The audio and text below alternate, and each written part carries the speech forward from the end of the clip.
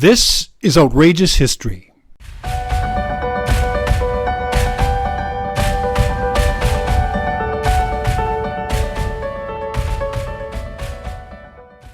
Welcome to Outrageous History. I'm Ernest Granson. In the spring of 1932, the Toronto Evening Telegram published a series of troubling front-page articles written by a remarkable young Canadian reporter named Rhea Clyman.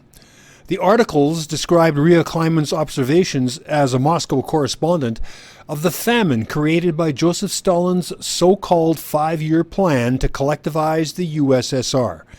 Clyman traveled throughout southeastern Soviet Union and into Siberia, reporting on the horrors faced by peasants as a result of revolutionary Russia. For that, she was called a bourgeois troublemaker and was kicked out of the country, only to emerge in a few years to report on the Nazi regime in Germany.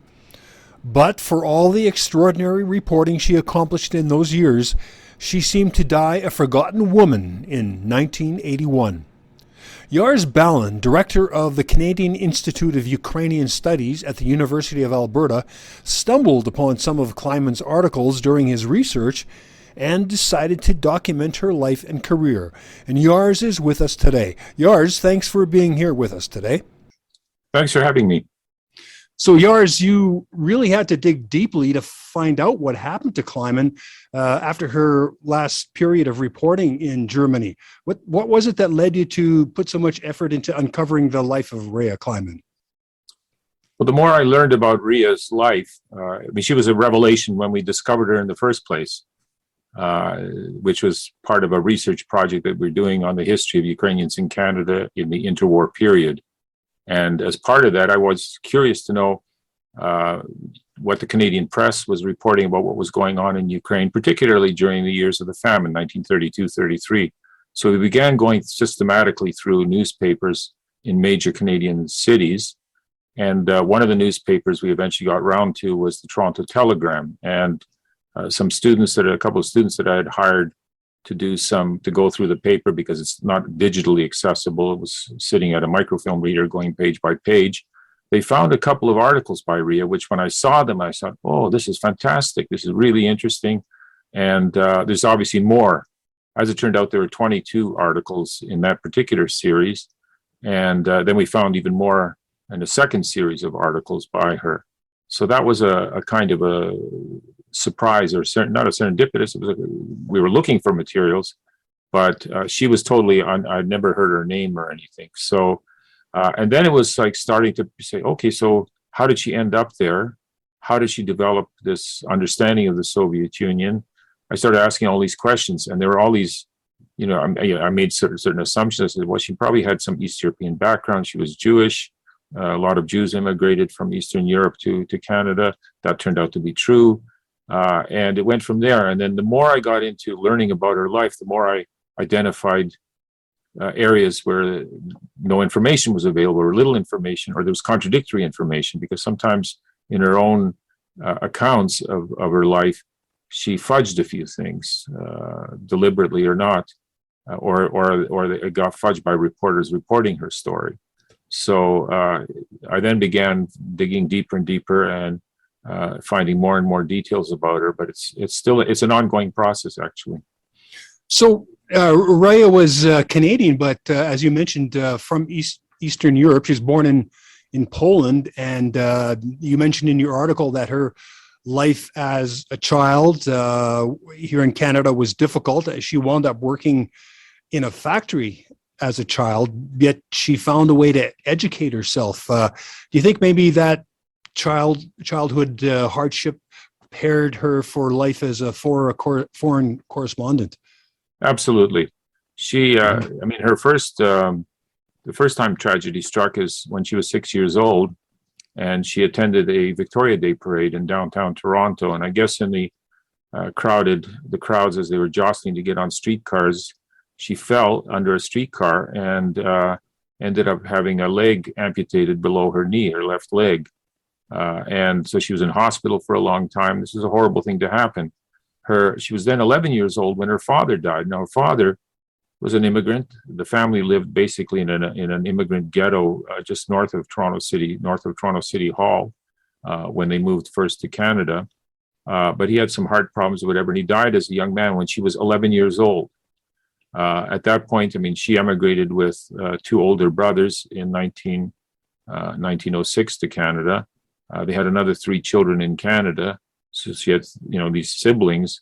But she had to go to work at a very early age to help support the family, and so she did that. And then she was obviously a very bright girl and very determined, despite the setbacks that she suffered. And she started to take evening classes probably at Central Tech High School in Toronto, in secretarial courses, just to have a practical skill that could help her with her employment. But she eventually even sat in on classes at the University of Toronto. And my sense is that she never, I checked, and there's no record of her being enrolled. She might have just audited a course in journalism. She was interested in making a career as a writer, as a journalist, as a correspondent. And so she took courses at the University of Toronto. But it tells you something about the determination of this young woman.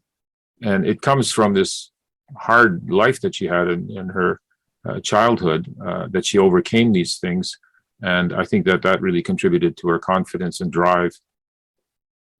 Well, and she didn't stay in Canada for long either, pursuing her career. She moved to New York when she was quite young, and then to London, Paris, and Berlin, and all those relocations were really in order to become or progress as a journalist.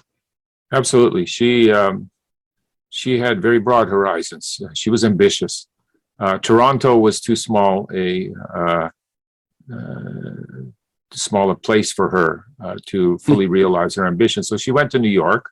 What did she do in New York? Initially, she worked as probably a receptionist for a psychoanalyst to support herself. But while she was there, she connected up with the literary community, with the political community as well, with the left wing, a sort of more radical community in New York City.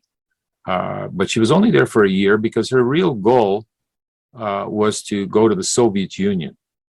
Now, this is not unusual because at that time, of course, there was a lot of propaganda about the Soviet Union, that it was booming economically under the 5-year plan. It was a little bit before the 5-year plan started, but it was booming, that there was women were equal, they had equal rights, that it was a worker state, so ordinary working people were calling the shots in the Soviet Union. It had this rosy image, and she wanted to participate in this and to witness this revolutionary society that was being built. So her next step was to move to England. Interestingly enough, she had to go back to Canada first to get her passport. And to do that, she had to get a birth certificate. And on the birth certificate, it was fudged. It said that she was born in Toronto, when she wasn't. She was 2 years old when she immigrated from Poland. But anyways, she got it. She moved to London. And in London, she immediately joined activists with the British Communist Party. She lived with a woman named Nellie Cohen, who, along with her sister Rose, were very active in the British Communist Party. And so this was part of her entree into getting a visa to be able to go to Russia.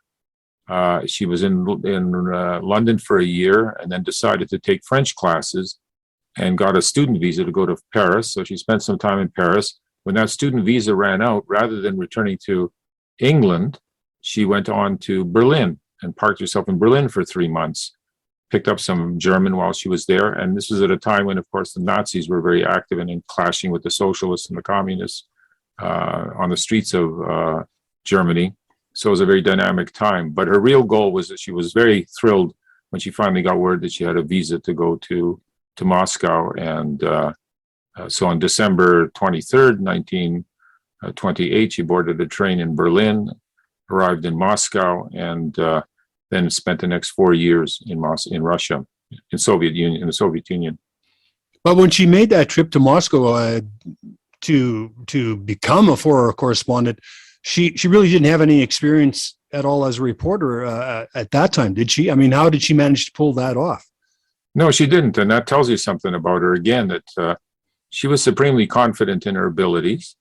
she not only didn't have any experience as a reporter, I mean, she arrived in Moscow without a place to stay, with about $75 US in her pocket, not speaking Russian.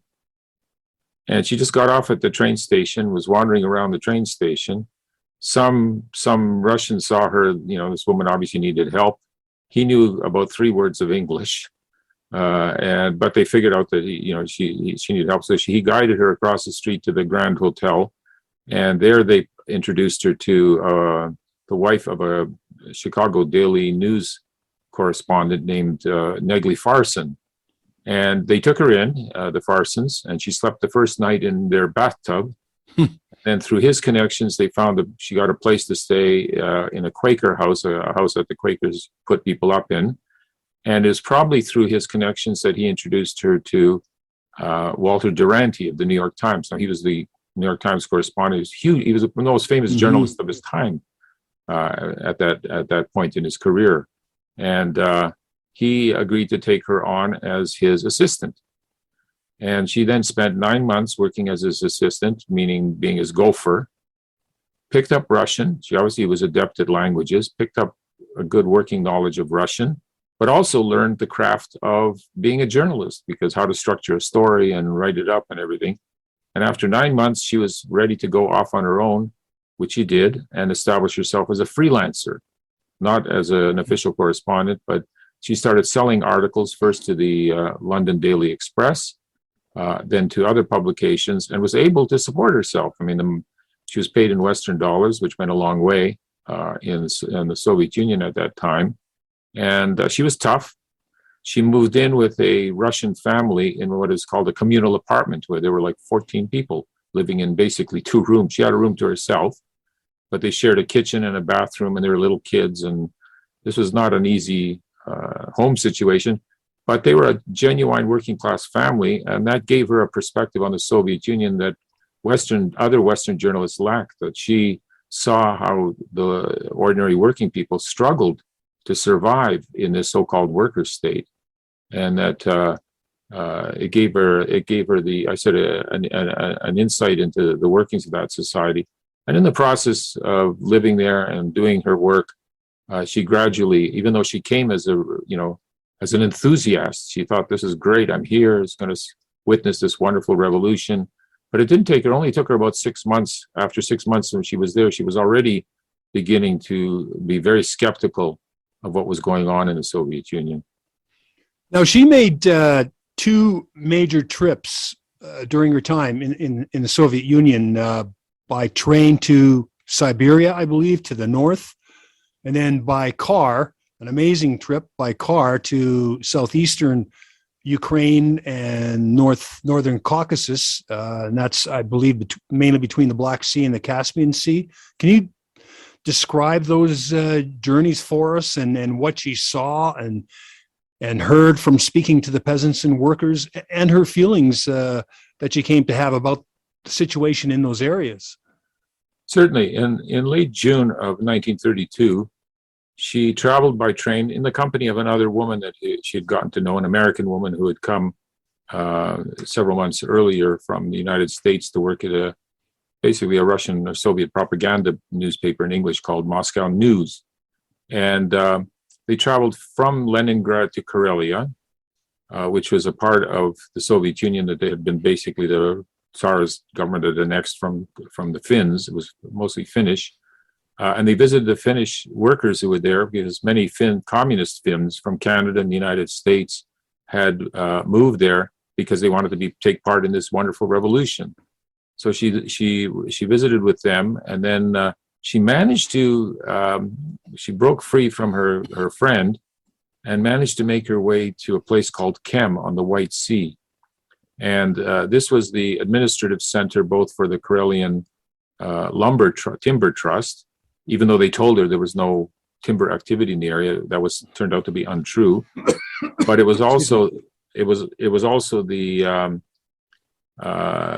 administrative center for the Solovetssk Island prison camp. This is a notorious chain of islands, and that was turned into a prison in Tsarist times. And it was just the end of the world and a place of no hope, really.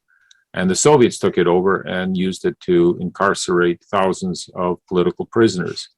She wanted to get to see this actual island. I mean, this was very bold on her part because it was a closed city. She was not supposed to be there, but she managed to get on a train that stopped there. She got off the train, she found a place to stay at a hotel, and she ended up being there for several days, which gave her a view of what was really going on. And she saw thousands of political prisoners being used basically as slave laborers in the forests. She never made it to the Solovetsk Islands, but she then, from there, she traveled north and visited some of these communities that the Russians, the Soviet government had established, mining communities in particular.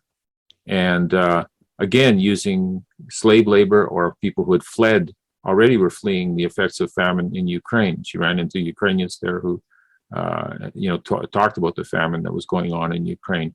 She made it all the way to Arkhangelsk, Murmansk and Arkhangelsk on the Arctic Ocean. And then made it back to Moscow. On her way, she stopped in Leningrad at the home of the British consul there, a man named Rita Bullard, who debriefed her. And she gave a very detailed account to him of what she saw, because, of course, the Soviets denied that they were using slave labor. And she saw the scale of it. We're talking tens of thousands of people that were being exploited in this way. She got back to Moscow, and then in August, these two women from the United States, adventurers basically, had managed to get a car that they brought with them. They traveled first of all in Western Europe, and then drove as far as they could into the Soviet Union and put the car on a train to get to Moscow. And their goal was to go on this grand trip to the Central Asian republics and to photograph and write stories about this great adventure. Well, they didn't speak Russian. Rhea was already fluent in Russian by that time. She was recommended to them as an interpreter and guide. They agreed to take her on. So these three women piled into this car that they just packed as much as they could carry on it: gas cans, food, extra tires, extra parts, knowing that this was going to be a tough trip and that they would be driving on roads that were barely goat tracks or cart tracks in some places. And so they set off from there, and that trip took them through the eastern part of Soviet Ukraine, from Kharkiv through into the Donbass, into places where the fighting is going on currently in Ukraine, and then across the Rostov area to the Caucasus, North Caucasus, all the way to Tbilisi or Tiflis, Georgia. They arrived there after about a 3-week road trip. Rhea, when they got to the hotel, was alerted to the fact that some gentlemen were waiting to see her. And she understood immediately who these people were. It was the secret police. And they wanted to talk to her, meaning they wanted to arrest her. But she very skillfully managed to get to a German consulate and ask them to telegraph the British embassy in the British embassy in Moscow to let them know that she was in trouble. She went back to the hotel. The KGB or the OGPU officer tried to arrest her. She, of course, in typical Rhea fashion, said, "You have no right to arrest me. I'm a foreign correspondent. I have my papers." Was not intimidated by him, and she left and wanted to make sure that the telegram got through. He had to run alongside her. Eventually, he pulled out his gun and shoved it in her ribs, and she said, "Okay," and went back to the hotel and surrendered. They then told her that she had 48 hours to leave the country. She said, "That's impossible. My belongings are all in my apartment in Moscow. There's no way that I can go." Whatever, the British embassy intervened, and they arranged for them to let her come back by train under guard to Moscow, give her a day or two to pack her belongings and to leave the country. So it was a very dramatic end. And of course, her arrest was caused a huge sensation. Over 100 American newspapers, and we're talking everything from the Boston Globe and the New York Times and the LA Times, major newspapers, minor newspapers, carried reports of her arrest and expulsion. Across Canada as well, the Telegram in particular, was front page news, a big news story. And So she was the first Western journalist to be expelled in 11 years. But so she had her 16 minutes of fame. Unfortunately, the articles that she wrote about that trip didn't appear in the Telegram until 1933. She initially planned to publish them in a book with J.M. Dent Company. She submitted a manuscript, and they were interested, but then turned it down because they just accepted a manuscript from a British woman about her time in Russia. So she ended up writing this series of stories. That the Telegram carried, first of all, a series of 22 reports about her trip to the far north, and then they, in 1932, right after her arrest, and then in 1933, she sold them what would have been chapters of her book, I guess, about an account of her trip through what she described as the famine lands. And that's where she witnessed the famine that was taking place in Ukraine in particular. And when she came back to Toronto, she really wasn't there for very much longer before she went to Germany then to cover the rise of Hitler and Nazism. And in one of the interviews I saw, you mentioned that you did. You mentioned that she actually managed to make direct contact with several high-ranking Nazi party members. That would be a little concerning, I would think, considering that she was Jewish. Well, again, that tells you something about Rhea. While she decided nobody in Toronto really offered her a proper job as a columnist or something like that, or one that she wanted. So she was only there till November. She came back in April of 1933. She stayed until November, and then she decided to go to Germany because there was an election on, and this is the election that really the Nazis consolidated their hold on power. She went on spec, figuring that she would be able to go and spin off articles as a freelancer and sell them and support herself that way. So she was there for the elections. And then afterwards, there was a job opportunity that opened up with the London Daily Telegraph. Their correspondent in Munich had been kicked out. So they had a vacancy there. But they were also looking for somebody to head up their Berlin bureau, and she initially was interested in that, but they gave it to a man, of course. But he then said to her, "Okay, let's sort of see what you're made of. Go do an interview with Julius Streicher." Now, Streicher was this notorious Nazi, an anti-Semite, vicious anti-Semite. He published anti-Semitic children's books. I mean, he published a newspaper called Der Sturm that was just reeking of anti-Semitism. He used to boast that he could smell a Jew. I mean, that is an odious character. They said, hey, so this guy, I mean, very, sort of said, let's see what you're made of. Go get an interview with him. She not only got the interview with him, but she charmed him to the point that at the end of it, he sort of said, listen, if you have any problems or anything like that, and she then afterwards turned to him on numerous occasions when people got into trouble, whatever, she'd go to, if you have any issues, and he would help her. He was taken up by her. Well, he hit on her. I mean, she interviewed him the day after, I think it was his 50th birthday, whatever. And she described, how they met in the room where the party had taken place. And it had the detritus from the party, half-empty glasses of wine and leftover food and everything, thing. And they sort of parked themselves, and he kept moving his chair closer and closer to her, and she kept pushing her chair away. But she got the interview. But this is typical. I mean, she got to know Rudolf Hess very well. Oh my gosh! Rudolf Hess became a big supporter of hers, and that helped her out on numerous occasions. She actually attended a Nazi rally, which she was just a few feet away from Hitler, and she describes in it that Hess was there, and the two of them locked eyes with each other as Hitler was ranting and raving. And she said it was the most amazing, that they just connected in this way, that like this fanatical way. But she was witness to this. And all of this is important because, I mean, she's a journalist. You want access to people in positions of power. In Moscow, when she was in Moscow, she got to know, she interviewed Lenin's widow. She interviewed this woman, Alexandra Kollontai, a writer and a diplomat, very a strong feminist. She got driven home from an event at the Kremlin by the prime minister of the Soviet Union, Michael Kalinin. But you need to develop these contacts because you want to know what's going on in the corridors of power if you're going to be a journalist. So she did this in Nazi Germany until 1939 or 1938. Sorry, I mean that she it tells you something that she was based in Munich, which was a hotbed of Nazism, Right. and but she was fearless. She was fearless in the way she dealt with the Soviet government. She was fearless in the way she dealt with the German government. In fact, that's one of the reasons why she got the job as a telegraph correspondent.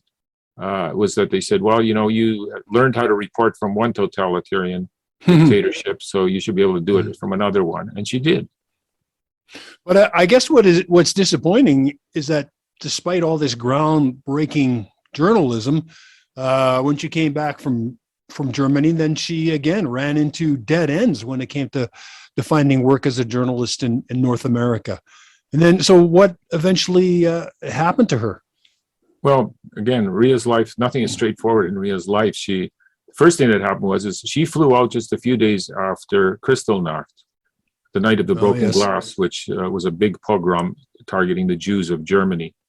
And it's no accident, I don't think, that she left the country shortly after, in the wake of that she realized this is getting even just too dangerous for her. She booked herself a KLM flight back to London, first through Amsterdam.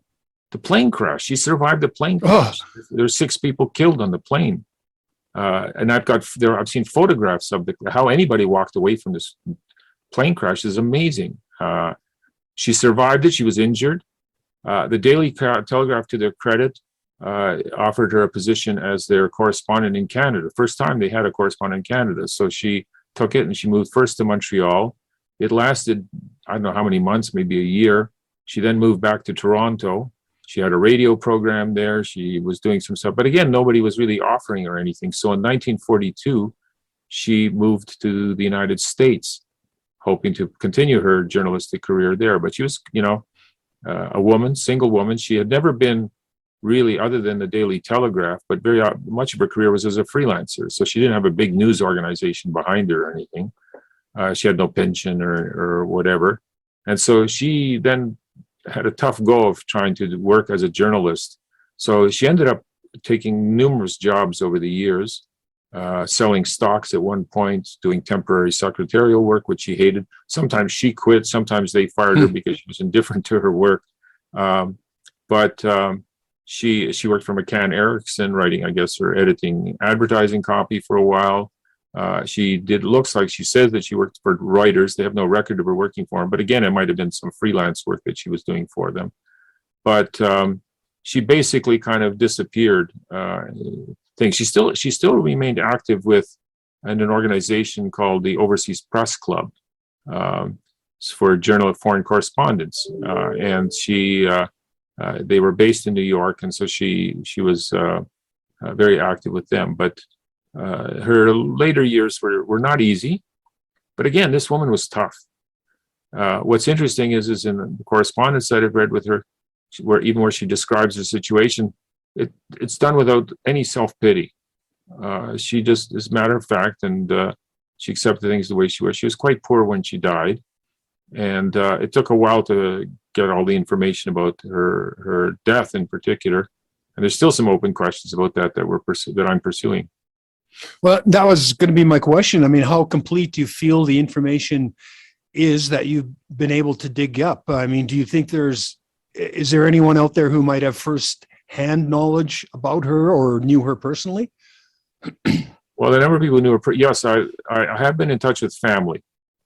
Mm-hmm. Now, one of her nephews, his widow, who's in her 90s, actually met Rhea on a couple of occasions. And I've gone to know her. She's a wonderful lady, Dorothy Schiff. Her husband Richard Schiff, was a lawyer and who became a very successful developer. His last correspondence with Rhea was in 1976, so 5 years before Rhea passed away, where he suggested her she might want to buy shares in his company that was developing Bramalea just outside of Toronto, and that made him a wealthy man. Rhea politely responded, but she had no money to invest or anything like that, but offered if he needed any public relations work in New York, she'd be happy to help him with that. One thing that she mentioned in an interview that she did with the Toronto Telegram in 1969, when the Telegram correspondent who was based in Moscow was kicked out of the country for writing anti-Soviet, articles.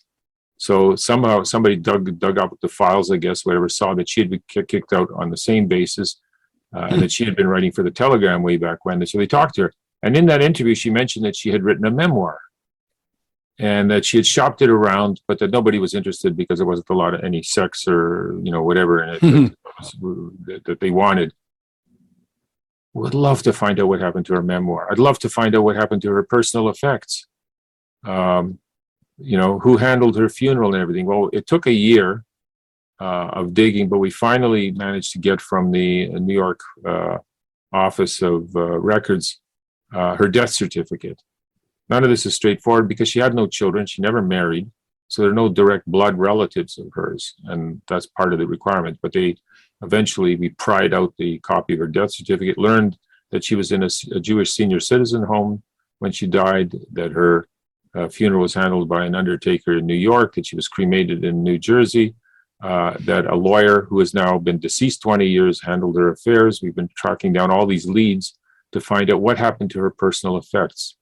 Did anybody, by any chance, preserve this manuscript, which would be an absolute goldmine in terms of giving a fuller account of her life? I still hold out some hope that you never know. Maybe somebody has it in a box in a closet somewhere at home, that it ended up in their possession or not. But there are areas of her life. I need to go to Stanford University, to an archive there, to research a woman's papers who was friends with Rhea in 1932 in the Soviet Union. And they reconnected again, it looks like later in their life. There's correspondence between them. I'm curious about that relationship, and this relationship with a woman whose archives are at the University of Oregon in Eugene. I've obtained a bunch of letters that relate to her, and I suspect there's more there. So there's still holes that I'm trying to fill. I mean, I've got a pretty good overview of her life. It's detailed things that I'm missing that I'm trying to fill gaps in my narrative of her life story. Several years ago, you were involved in the filming of a documentary about her called Hunger for Truth. And that was produced by Andrew Kutch, who has been a documentary producer for a long time, for more than 30 years, at all the major U.S. networks and National Geographic. How did you get involved in that film, and what role did you play? Well, needless to say, my discovery of Rhea's story has created a sensation, certainly in the Ukrainian community and in people who study the Soviet Union and the famine in particular, that she was totally unknown. You don't see any references to her. If you had Googled her before I started, you would have found nothing in the Google search. And now, if you Google her, you'll find 95% of the stuff is basically drawing on the research that I've done, speaking engagements, publishing articles, those kinds of things. So I was approached by friends in Toronto with the Canadian Ukrainian Research and Documentation Center and a group that's working on the Holodomor, the Ukrainian famine. And they contracted Andrew Tkach to make a documentary film based about the famine. And what he did was he used Rhea's story as the thread to pull through the whole thing. I mean, it's a story about the famine in Ukraine, but her story is the driving sort of narrative line in it. So he interviewed me, and I shared all my research with him. He then supplemented it with interviews with other people about the famine generally to produce Hunger for Truth, a kind of an overview story about not only Rhea's life, but the famine itself. It was a pretty disturbing documentary, I would have to say. And just to conclude here, Yars, I'd like to read this quote from a newsletter in some of your material. It's from a high Soviet official in Moscow who was dealing with Rhea Clyman as she was being forced out of the USSR. And when she demanded the real reason for being expelled, the Soviet official replied, "Truth. Does it matter? Is it constructive? Do you think that statement describes the reality of the Soviet Union at that time and perhaps even now in Russia? Absolutely. Unfortunately, this is very deeply ingrained in a kind of an authoritarian mentality that has long been characteristic of Russian politics. And it's cynical. It's sort of hard-bitten, and it's something that we unfortunately are facing today. I mean, you look at this whole thing with fake news, that you just call anything you disagree with fake news. And there is a lot of fake news, but mostly it's by the people who are accusing everyone else of producing fake news. And it's done very cynically, that they know that it's all fake, that it's not true. It's done to advance a political end. And for the Soviet Union, for the Bolsheviks, this was all legitimate, that they saw this as a great war with capitalism or whatever, and any tactics that you used were ethically justified, because at the end of all of this will be this utopian society where everybody will be equal and everybody will get more than their fill. This, of course, is illusory, and but it's unfortunately, I think, expressive of the real nature of the Soviet Union and of Russian autocracy in general. Well, Yars, thank you for that perspective, and also thank you for making us aware of the important journalism contributed by Rhea Clyman. Thanks very much, Yars. Thank you, Ernest. Thank you for having me. And I thank all of you for tuning in today. And remember, log on to www.outrageoushistory.com to find out additional information about this topic and others, along with information about the authors. For Outrageous History, I'm Ernest Granson. Outrageous History is produced by Northern Flicker Media.